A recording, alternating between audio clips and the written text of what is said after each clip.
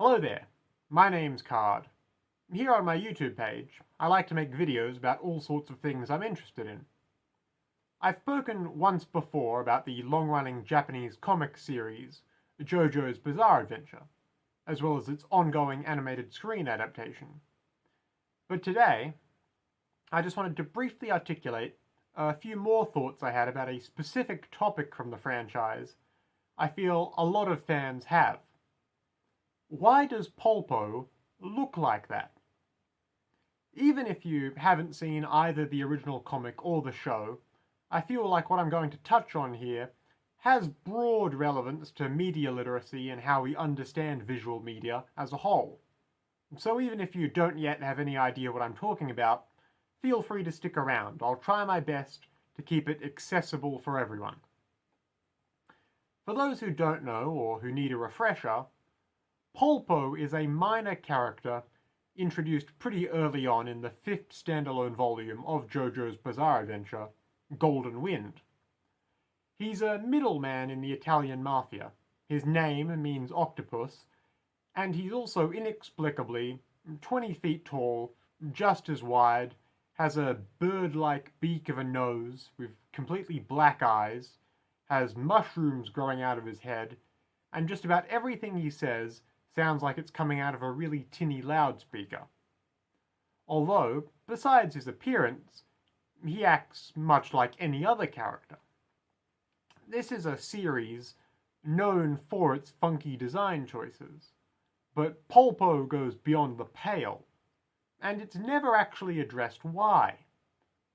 JoJo's Bizarre Adventure does have a lot of characters who are built atypically, especially in its earlier parts, but it's never before had any characters who look positively inhuman. A lot of characters have unnatural coloured hair, and in Part 3 specifically, two of the teenage protagonists are 6'5" and really buff. But whatever, that's just standard anime tropes. Another Part 3 character, a minor villain, had asymmetrical hands, and in Part 4, a supporting character had a spiky hairdo which most viewers misinterpreted as being the shape of his head. But that really is the most egregious it's ever gotten before. There really isn't any precedent for why one random character should look huge and monstrous, completely apropos of nothing. So naturally, a lot of fans of the franchise have gone to great lengths to try and look for a reason. The first time I saw Polpo, I know I had questions, but he ends up not even being on screen all that much. People have suggested all sorts of reasons he might look like that. I've seen theories about him actually being an alien, or a robot, or a vampire, but there's nothing really substantial to support anything like that. Truth be told, at the end of the day, the reason why really isn't that important to the story. I've seen others also realize this, and essentially write off Polpo's abnormal design, therefore as just being a one-time art style choice. But I think that saying that and walking away from it is at best only a partial answer, really.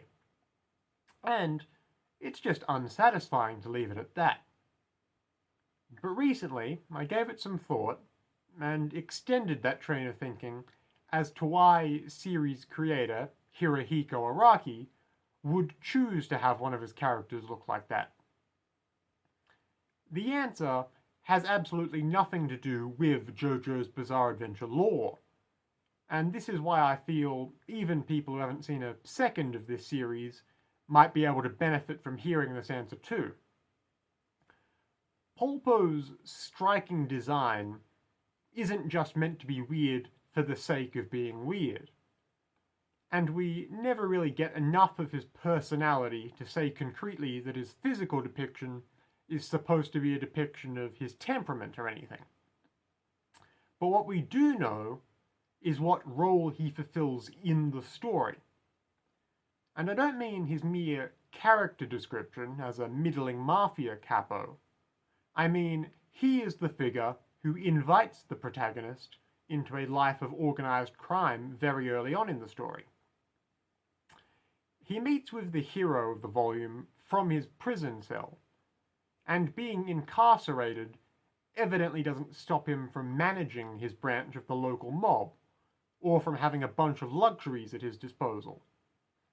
You get a sense that everything this man does, in his very existence, he defies convention.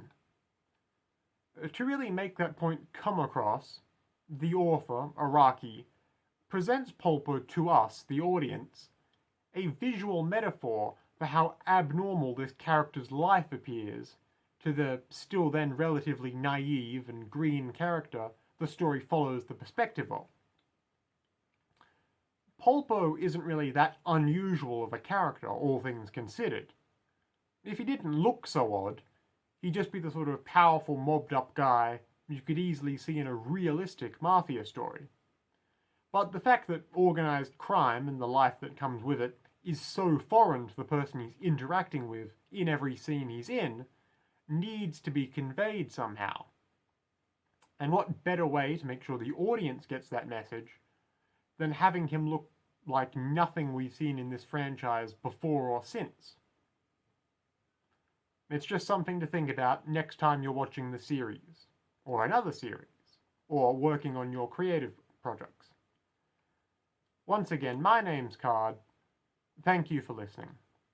If you might want to hear more from me, feel free to subscribe to this YouTube page, or take a look at my older videos.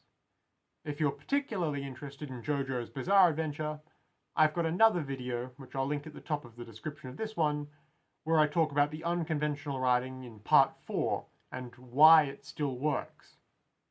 But either way, bye for now, and have a lovely day.